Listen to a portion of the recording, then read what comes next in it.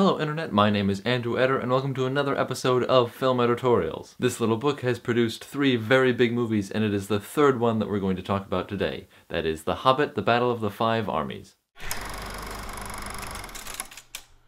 The 3rd installment of Peter Jackson's 2nd trilogy in the Lord of the Rings universe continues the story of Bilbo Baggins as he and a group of dwarves try to retake the dwarves' home of Erebor, a city under a mountain that they used to live in but got kicked out of by a very, very angry dragon. When we last saw our heroes, they had reached the Lonely Mountain in the city of Erebor, but the dragon had proved problematic. To get back at the dwarves for waking him up from a 60-year-long nap, Smaug decided he wanted to go and burn the city of men where the dwarves had come from. This movie starts off right at that moment when Smaug arrives at the city of men, and things don't go well. I'm a big fan of this series and this book in general, and I had just watched the other 2 movies before going into this one, so I was really prepared for all the events and stuff and I remembered everything that had happened really well. But if you don't remember where the story left off, you might want to refresh yourself before heading into this one, because you don't get a lot of time to prepare yourself for this installment. Interesting tidbit, every other movie Peter Jackson's done in the Lord of the Rings universe starts with a flashback.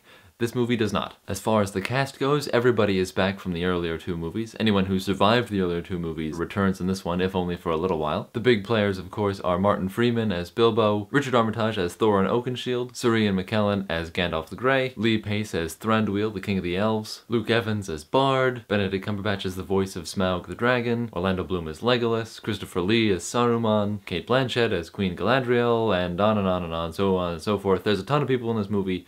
Most of them are famous. The only real newcomer to the story here was Billy Connolly, who plays Dane, one of the dwarves. Now, if you've seen the other movies set in this universe, or you're just looking at the cast list, you're gonna know that even if this movie has problems, it's not gonna be with the acting. These actors are top-notch, and they do a really good job with the material they have. In the earlier 2 movies, I had a little bit of a problem with Martin Freeman just because I felt he was being really Martin Freeman-y. I really felt his other characters showing through in certain points, but I didn't have that problem in this one. I really felt that he was Bilbo this time, and not, you know, Martin Freeman as Bilbo. Now, one big problem the Hobbit movies have had is with their runtime.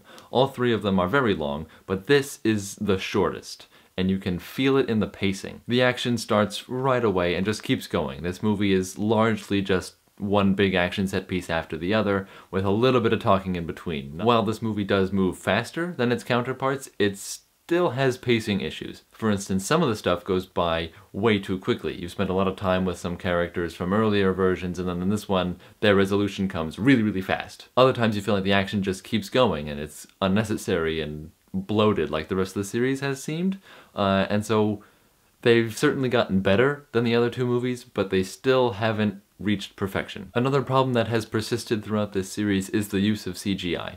Now, I don't have a problem with CGI. Some of my favorite movies use a lot of CGI, but it feels excessive in this movie. Some of the fighting at the end looks like it's straight out of a computer game, and, you know, not the most photorealistic computer game of all time. And then there are times where some of the characters fall really deeply into this uncanny valley. That is to say, they look lifelike, but not lifelike enough, or perhaps too lifelike, and they look wrong. In particular, there's this one troll that like reaches out of the screen, because I saw it in 3D, and he looks really weird, and it made me really uncomfortable to watch. It was... This CG is also used sometimes, I think, to keep the humor alive. Like, these movies are actually pretty funny at times. They're also very serious, but they do have lighthearted moments. And in the middle of this battle sequence, they try to keep that humor alive. For comparison, in The Lord of the Rings, Gimli and Legolas were going back and forth with like how many orcs they had killed. That was their form of humor. In this movie though, they use like sight gags. One of the characters shows up riding an armored pig. Shortly thereafter, several more characters arrive on the back of armored rams, which they then use to climb a mountain. And then of course Legolas has to be this, you know, super gymnastic action hero who hangs off the bottom of a giant bat. Okay, I've been kind of picking on this movie, time to talk about some positive things. I think the best thing to come out of this movie is the fact that the stakes have finally been increased. In the other 2 movies, if the heroes didn't succeed, like so long as they didn't get eaten, then everything was fine. There were little challenges along the way, little hurdles and obstacles. In this movie though, the stakes are finally high.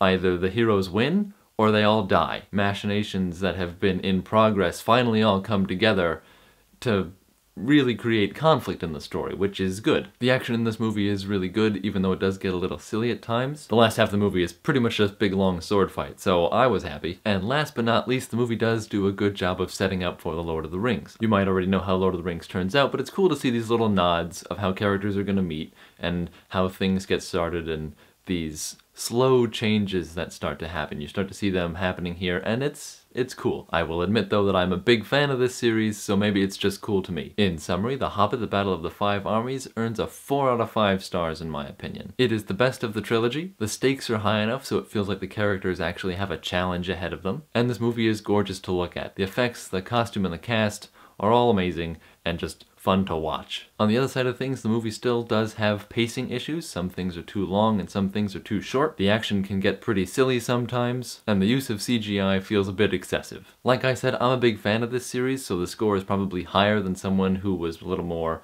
objective, let's say. But if you like the Lord of the Rings series and you like the other Hobbit movies, then you're definitely going to enjoy this one a lot. Okay, I think that's going to be it for today's video. Thank you for watching. Please don't forget to like, favorite, share, subscribe, follow me on Facebook and Twitter. I'll see you guys next time. Bye-bye.